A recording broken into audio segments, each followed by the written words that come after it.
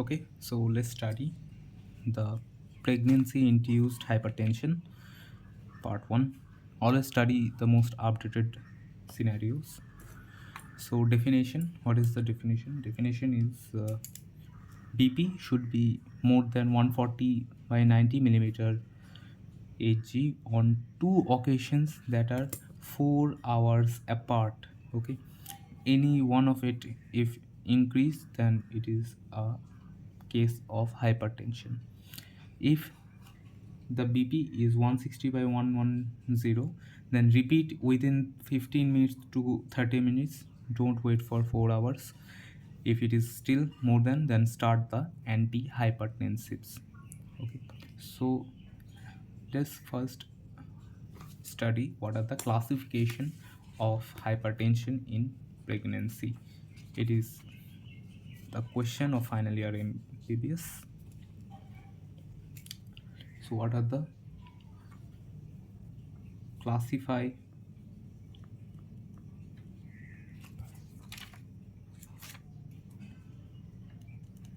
the hypertensive disorders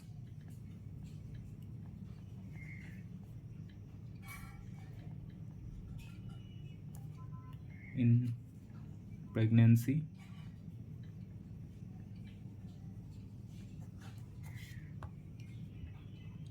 We have total 5 things, so there are actually 5 categories. So obviously the first one is chronic hypertension.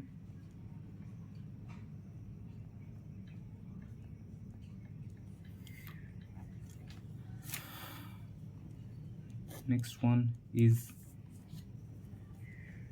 chronic hypertension with superimposed pre-eclampsia. Okay, these two. Then we have normal pre-eclampsia.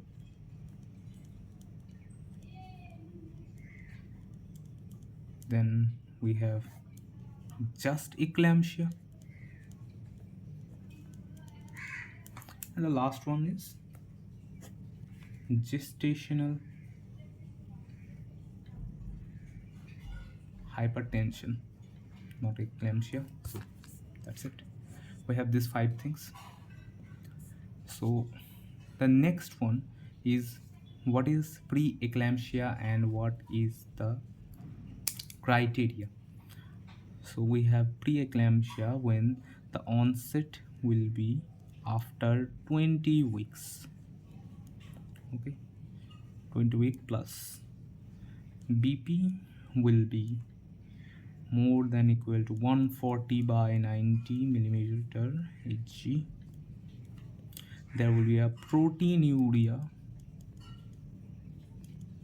that will be more than equal to 300 milligram per 24 hour or plus 1 in dipstick method. In absence of proteinuria, we have also other things, that is platelet less than 1 lakh. So if absent,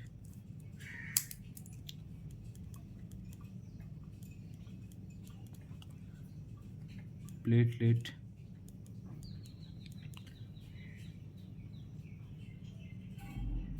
less than 1 lakh, creatinine more than 1.1. These are also with visual symptoms, cerebral symptoms. Everything is written in the next page, don't worry. Okay, so this is the first one. So let's study the difference between chronic hypertension in pregnancy and how actually the BP is measured. First, BP measuring technique is that the mother shouldn't have tea or coffee 30 minutes prior. The first one, let the patient rest for 5 minutes, then check. The posture should be sitting or semi-reclined position with the back supported. In case sitting, the feet should be on the ground, the legs are not crossed, and arms should be supported at the heart level, and in the heart level you should put the cuff. The cuff will be used that the arm circumference, if 35 to 45 centimeter, the arm cuff would be used, and if it is a obese patient, the cuff arm circumference is more than 45 centimeters, then you will use the thigh cuff. Okay, in the arm cuff, the elbow to shoulder, that much area, 80% of the area should be covered. In case the patient cannot sit, then we will use the left lateral position, and obviously the left arm will be used for BP measurement. What thing will be used? The first thing, BP, the gold standard is mercury calibrated sphygmomanometer. Automated devices are also used and certified currently. What we see in the systolic BP, we Korotkov sound 1 is heard, and in the diastolic BP for normal patient, Korotkov sound 4 disappears for in case of normal patients, but in case of pregnant mothers we use the Korotkov sound 5 disappearance for the diastolic BP. Okay, so it is a 5 one. Okay, next one. Now let's talk about the chronic hypertension versus PIH. So let's see it from this part. Okay. PIH means what? Pregnancy induced hypertension. That is simply the. So PIH and gestational hypertension are a little bit different. So you can see it in this place. Yes.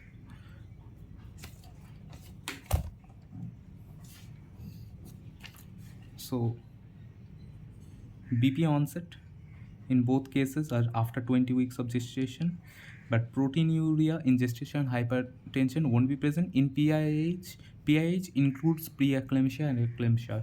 So proteinuria can be present or cannot be present. In organ dysfunction here won't be present, here may be present. Includes pre-eclampsia, no, here includes it. So the terminology is more specific, is gestational hypertension. So let's talk about what is the difference between all these things. Let's start with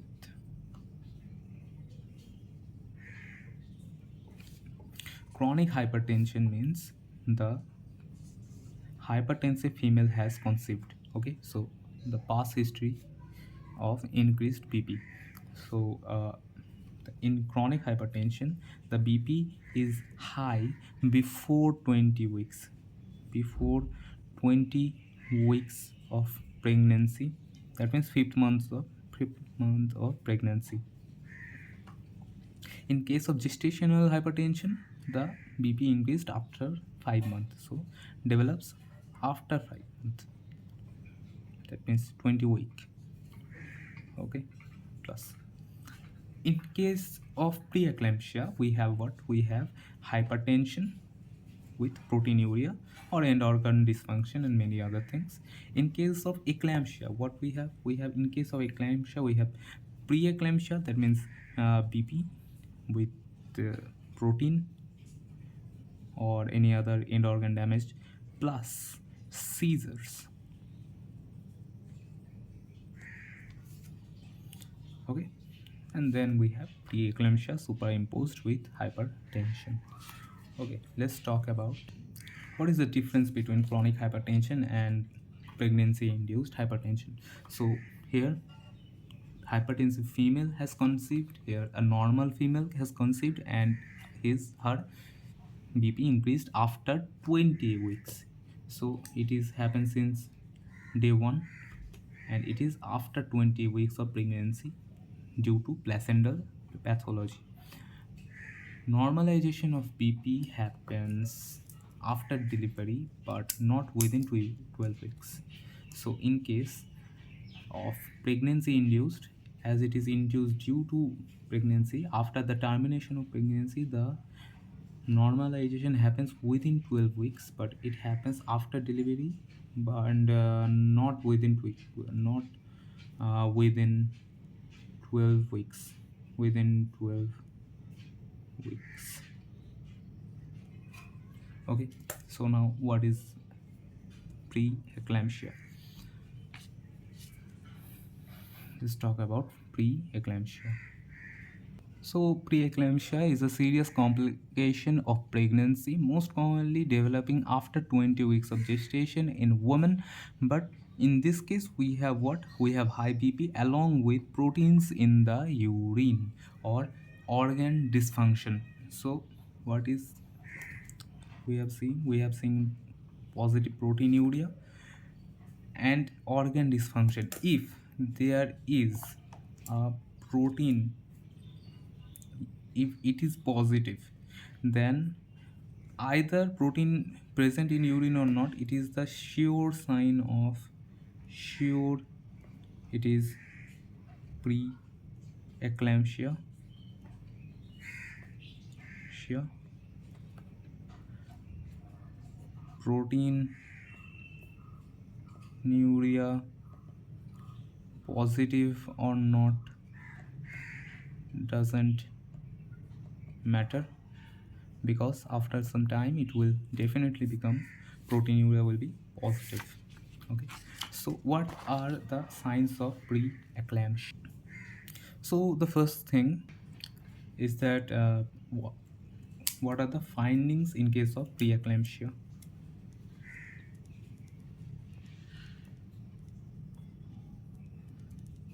So the first finding is obviously BP more than equal to 140 by 90.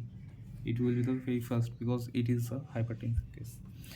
We see proteinuria. Why we see protein in urine? Due to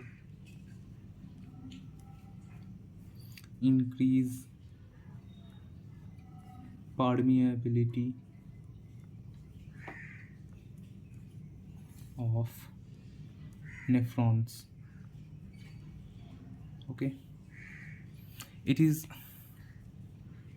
not associated with not associated with nephrotic syndrome or nephritic syndrome, because no red cell cast, that is RBC cast, seen in microscopy of urine.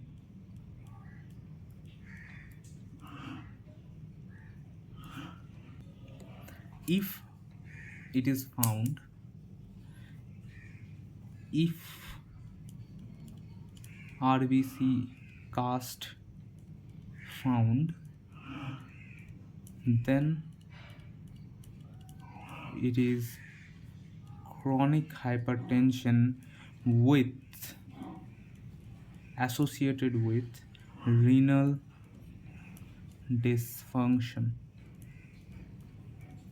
Okay, let's come to the pre-eclampsia findings. So the first one is BP more than 140 by 90. Excretion of protein in urine is more than 300 milligram in 24 hours. Protein and creatinine ratio will be 0.3, more than 0.3. It is what it is the findings in the 24-hour protein urine excretion test. Okay, so these findings are 24-hour urine protein excretion test. Okay, and urine deep speech method, that is OPD basis, is +1 in. Okay, the other signs as well is sign of end organ damage. It is more important. uh, what the platelet count would be less than 1 lakh. Liver enzymes will be raised 2 times of normal. Next is obviously the serum creatinine level is more than 1.1 milligram per dl. Pulmonary edema can be seen. Visual symptoms, cerebral edema and headaches can be seen. Now, in case of severe eclampsia, pre-eclampsia, what we have 160 by 110. So this one, in case of severe, in severe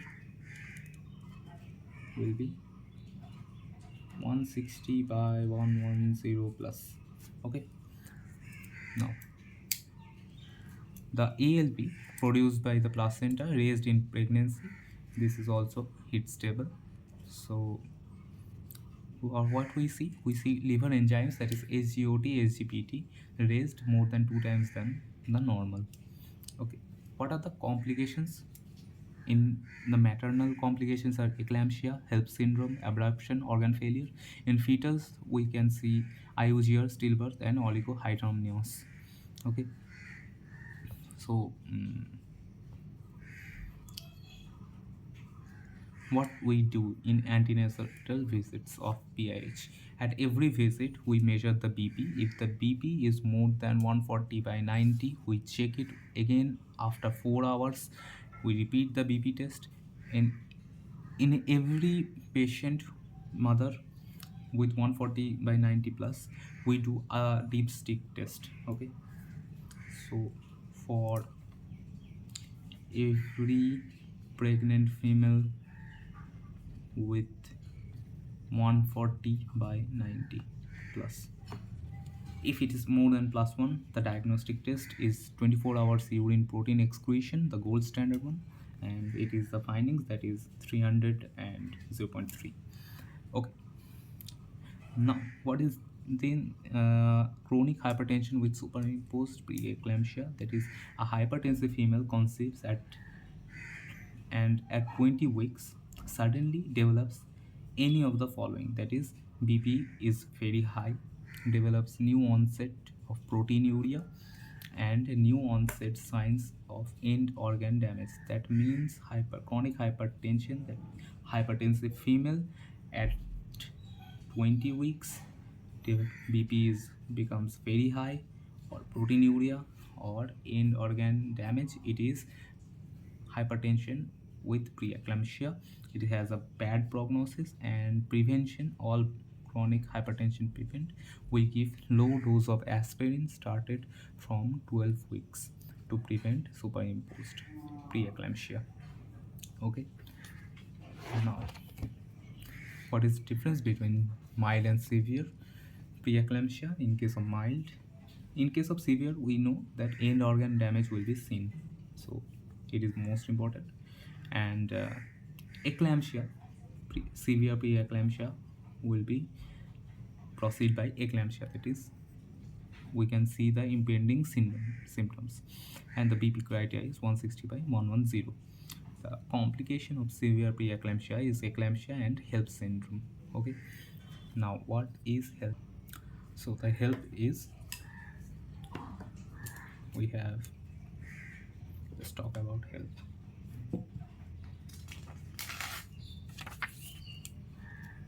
So HELP, HELLP syndrome, what we have, hemolysis, we have elevated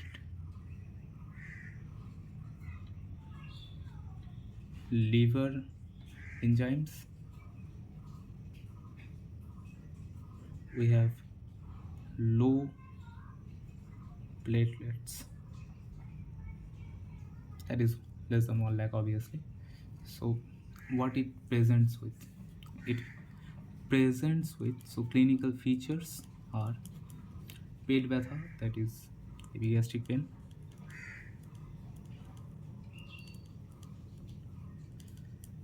one.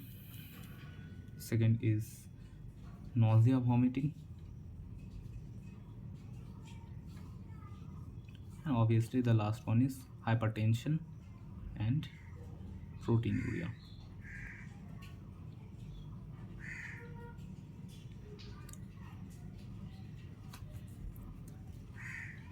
What is the lab findings? AST, ALT will be high, platelet is low, low, and elevated liver enzyme, so LTST high, and obviously the last one is liver DH will be high. We will see anemia.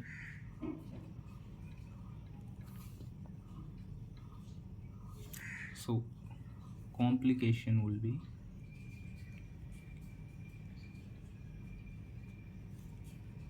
liver rupture,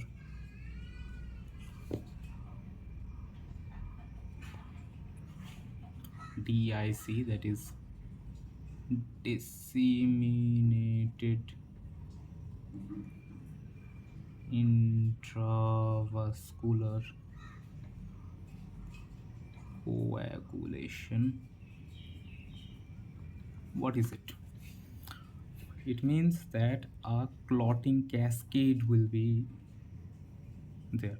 Okay, widespread activation of clotting cascade. So what happen, that clotting cascade activated, so it will lead to clotting too much, that will end all the clotting factors, so there will be bleeding after that. So DIC is after all diffuse clotting, immense bleeding, and body can't clot anymore. So diffuse clotting, immense bleeding, can't clot anymore. So there will be extensive clotting, extensive, and after that there will be extensive bleeding. Okay, so this is the health syndrome. And eclampsia, it is the onset of generalized seizures in patient with preeclampsia, not attributed to any other cause. Okay, complications is DIC, abruptio placenta, pulmonary edema, renal failure, all this. So that's right. But we have eclampsia.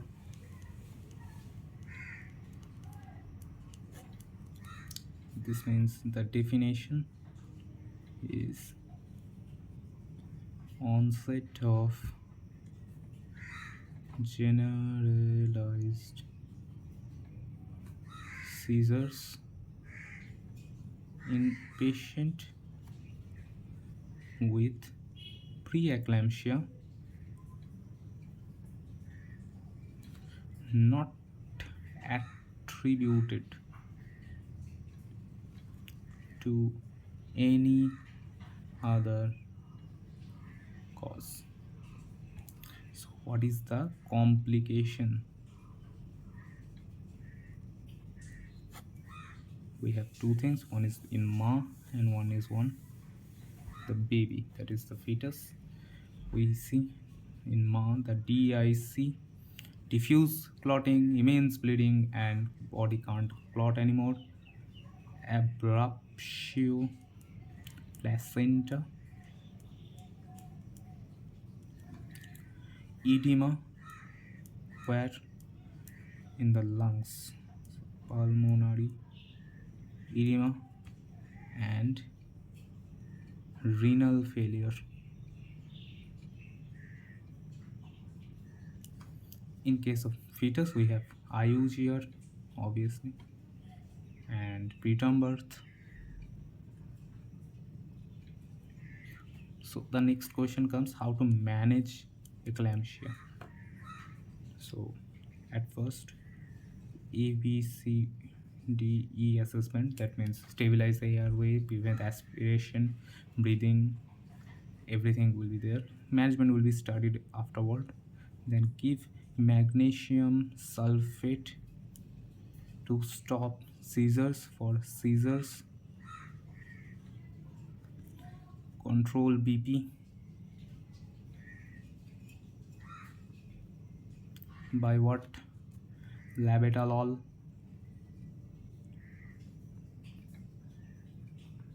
IV obviously, or hydralazine.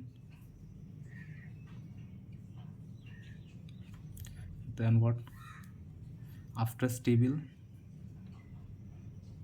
what we will do? We will deliver the problem, that is the baby, and we will give magnesium again in postpartum for 24 hours. This is the simple eclampsia. So we have 5 steps, that is ABCD, that is airway. First, breathing and circulation management, then magnesium, then control the BP, stable the patient, deliver the problem, and then give magnesium once again. Okay, so there's a previous year question that states, so this is the HELP syndrome.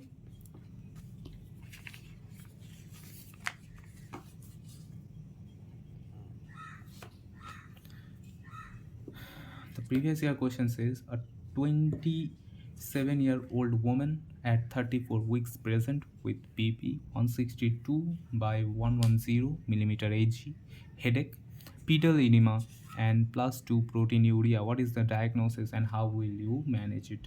So obviously the diagnosis is preeclampsia. Management is simply that this one will be the management.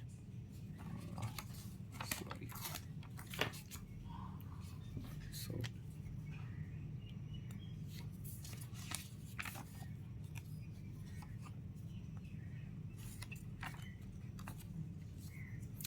So in case of preeclampsia, the management will be the same as well. This entire. Now let's talk about all the investigations that done in all preeclampsia patients. So in this question, that is said that a 27-year-old woman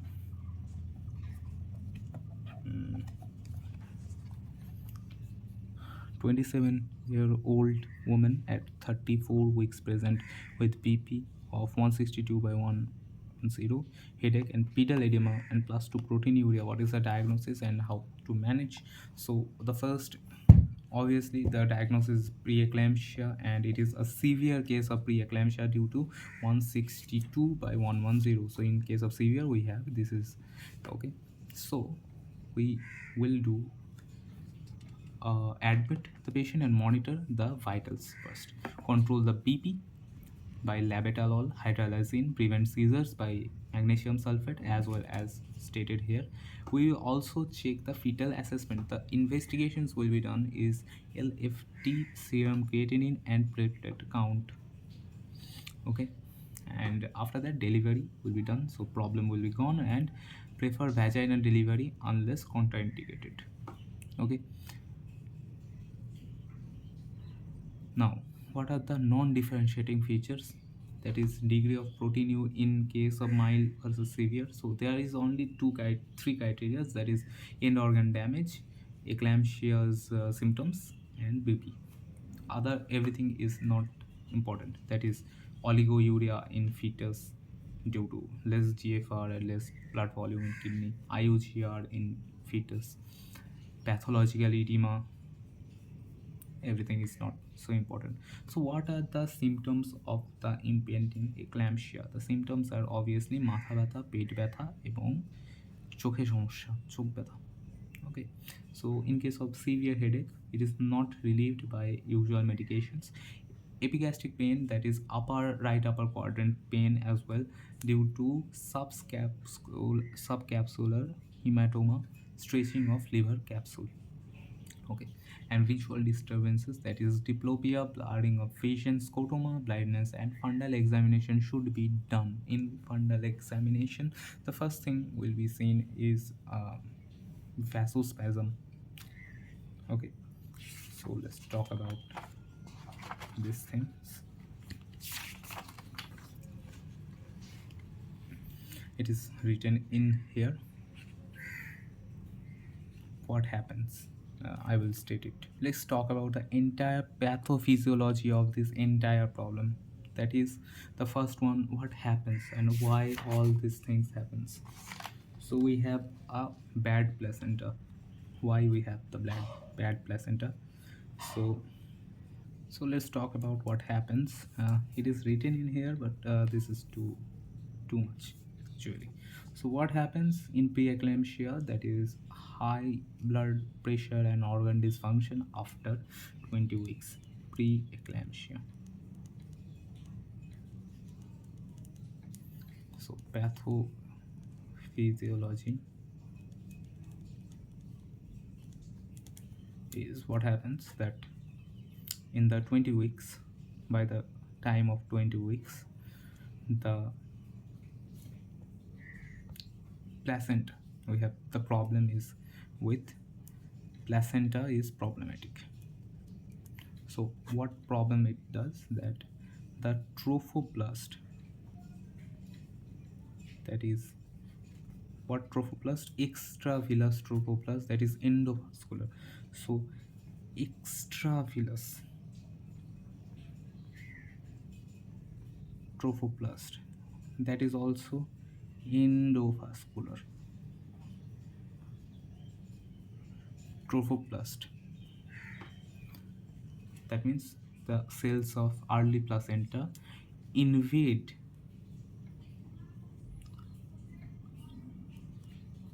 deeply into maternal blood vessels, that is spiral arteries. Okay, it is maternal blood vessel, and do what? They invade and do remodeling. So make it narrow to uh, they do what? Remodeling.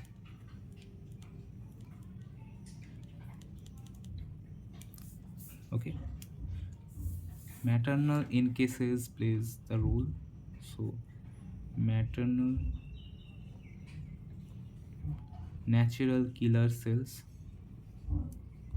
by maternal natural killer cells, they play the remodeling role. Now the question comes, what happens in preeclampsia? In case of preeclampsia, due to this invasion is shallow and incomplete. If it is shallow and incomplete,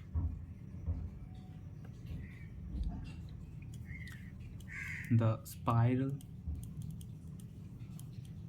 arteries are remained narrow,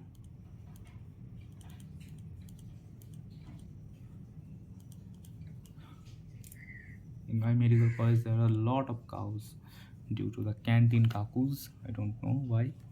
So whatever. Spiral arteries remain narrow, and so narrow means what? Less blood. Less blood means ischemia, whose placental ischemia. This is what happens in case of preeclampsia. Now this is the entire page. Now what happens here? Due to this placental ischemia, the size of placenta obviously decreases, and uteroplacental insufficiency occurs. That means the blood supply of the fetus is less, and it falls to IUGR. Also, the blood in the body is less, but brain will be spared. So, blood is flow in brain remains high.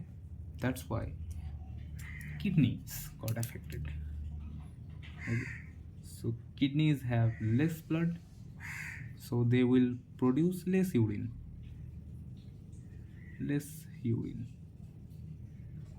That will lead to oligohydramnios and oliguria as well.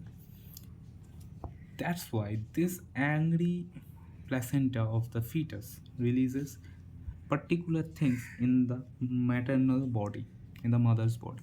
The first one is the vasoconstrictors will be increased and vasodilators will be decreased. So vasoconstriction will occur. Soluble FMS like tyrosine kinase, serum endocrine, TNF alpha, everything will be increased. So blood pressure of ma will be increased. That is the first sign of manifestation of PIH after 20 weeks. On the other hand, this extra blood will do endothelial injury, that will leak the capillaries. So the through the leakage the water will come out, but the sand will remain in the inside the pipe. So the waters come out but sand remained in the pipe. What does it do? Fluid accumulates outside and do ascites and edema. On the other hand, that's why in the question we have pedal edema. On the other hand, inside the vessel we have hemoconcentration. Hemoconcentration happens in PIH. Okay, in PIH we have hemoconcentration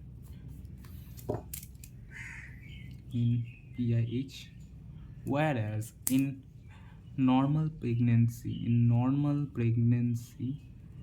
what we have hemodilation. So in case uh, for the high BP, can we use for high BP diuretics? Can we use diuretics? So absolutely no, because diuretics what will do, it will lessen the blood volume, will be decreased, whereas we already have a less amount of blood volume, but the volume is already decreased low, so we won't use diuretics. What happens? We have stasis of blood, platelet activation and aggregation, and endothelial injury, that is Virchow's triad, that is increased chances of thrombosis. So thrombocytopenia can be seen. So thrombocytopenia can be seen, and end organ damage will be occur. So what is the first organ to get affected? In the fetus it was kidney, in the mother as well it will be kidneys. So we have less urine, and due to less blood, so less urine and more serum urine, urea, uric acid and creatinine, serum creatinine. So main factor is the independent fetus, that is molar pregnancy. Okay, I'm talking about it later. So definitive treatment is termination of pregnancy. That means throughout the baby, outside the mother's body. So the first organ involved in PIH is maternal kidneys. That is, we have the lesion seen, that is glomeruloendotheliosis. That means bloodless dilation of endothelial cells, and the BP of mother will be high. The blood supply to the kidney will be low. That's why we have low oliguria, same as fetus. In ma, same as fetus. Okay, as well as GFR will be low, so filtering capacity of kidney will be low. Serum urea will be high, serum uric acid will be high, serum creatinine will be high. Okay, serum creatinine levels is more than 1.1 milligram per deciliter. That is pre-eclampsia findings. Now what is the other things happens? We have pit vasa due to liver capsule. So Gleason's capsule is stretched, that's why we have Pedwether, right upper quartic pain or epigastric pain, as well as hemorrhage happens. That's why hemorrhage happens inside the liver. So liver enzymes will be more in blood. That's why AST/ALT was very high, LDP was very high, and we see nausea and vomiting, as well as we can see a hematoma in formation in liver. In case of eye, what we see in eye, that vasospasm first seen by doctor, that's first sign is vasospasm. First symptom will be visual problem, that is scotoma, and hypertensive retinopathy, that is one word is Kate and Wagner classification is used, and retina detached, that causes the blindness. Cerebral pathology, leaky capillary endothelium in the brain that cause cerebral edema, induce hypoxia, releases excitatory neurotransmitters that causes the eclampsia, convulsions. On the other hand, the cerebral autoregulation is lost, that's why hyperperfusion occurs, and severe headache happens, as well as visual disturbances. So let's talk about it. Here it is written. Cerebral autoregulation in normal cases maintain the blood flow in the brain. In preeclampsia, this is lost. That's why blood flow increases in brain, that causes hyperperfusion, that leaks the fluid and makes edema. Whereas segmental vasoconstriction happens, that causes ischemia, overall causes the convulsions. Okay. Now let's talk about case study.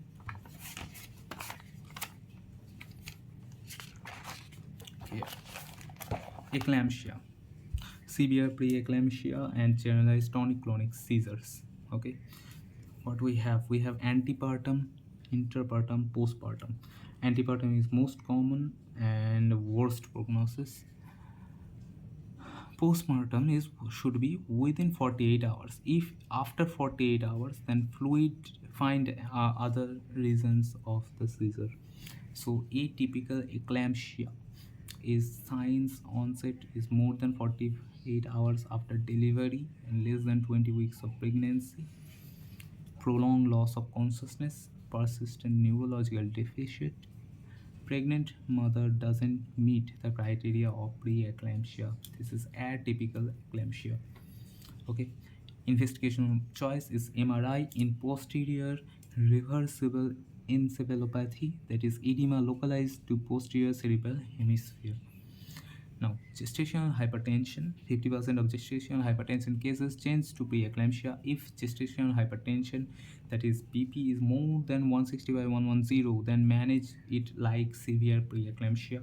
First antenatal visit after 20 weeks and patient found to have hypertensive. Okay, the HTN status before was unknown, no proteinuria, and signs of end organ damage is nothing. Then provisional diagnosis is gestational hypertension. Recheck after 12 weeks of delivery. If the BP is normal, then it was gestational hypertension or transient hypertension, whatever you want to call.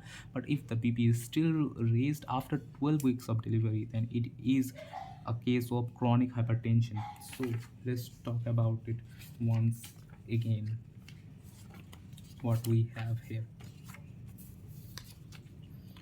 we have a pregnant ml case. We have a pregnant female without protein in urine, that is proteinuria, and her BP is high after 20 weeks of pregnancy, that is 5th month. So BP high after 20 weeks of pregnancy means we have a word for it, that is gestational hypertension.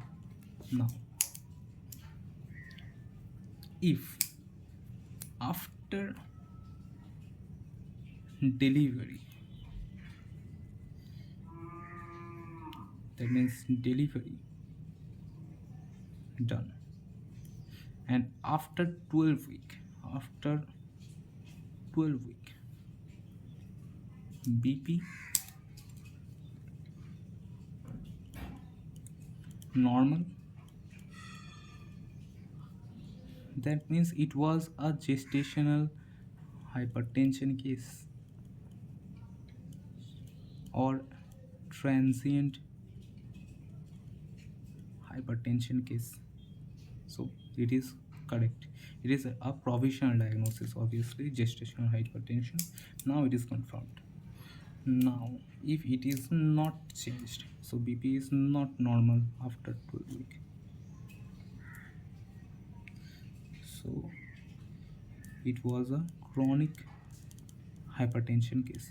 So this female was hypertensive. This is a chronic hypertension case. Okay. So this female was hypertensive before she was pregnant, before she had all the intercourse and every fun and everything. Okay, she was hypertensive. Now it happens a normal scenario. In case of after 20 weeks, that is gestational hypertension, if she develops proteinuria, that means if she develops proteinuria or end organ damage, no, just proteinuria, then what is she? She is pre-eclampsia case. If she develops proteinuria or if she has 160 by 110 or end organ damage, what are the organs? Liver, kidney first. So oliguria, liver liver enzymes high, so liver damage, everything. Then she is a case of severe pre-eclampsia, and you treat her like that. Okay, so that's it. That's what stated in this part actually. Let's talk about the risk factors. So the first one is female exposed to placenta for the first time. That is, if she is a first time female mother, that is primary gravida. New paternity, that means the partner is new one. And long interpregnal interval. Let's talk about this thing just once more. That is, all these problems is happening due to angry placenta, that is this thing. So the definitive management is just throw out the placenta. That means deliver the baby, deliver the problem. Now in normal pregnancy, the post PIH, deliver the baby, that will be the definitive management. In case of molar pregnancy, there is no fetus, but there is placenta. So in molar pregnancies, we see that pregnancy induced hypertension is common due to extravenous trophoblast in molar pregnancy. So just deliver the abnormal placenta, angry placenta, and your problems will be sorted. So now what are the factors of PIH? The thing is that the female is exposed to the male genes. So new paternity, primary gravida, long interpregnancy interval, exposed to partners gene. This is the main cause, one of the most. Next is placentomegaly, that is twin pregnancy, diabetic patient, Rh negative pregnancy, molar pregnancy. Third one is APLA, autoimmune diseases, SLE.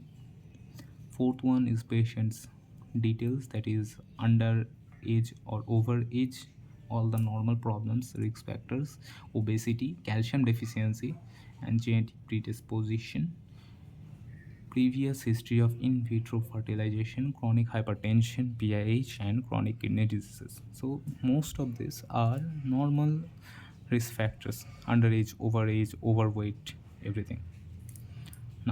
Protective factor is smoking. Prevention of PIH. The proven rule is aspirin, weight loss, and calcium supplements for the mothers who have calcium deficiency, not for all.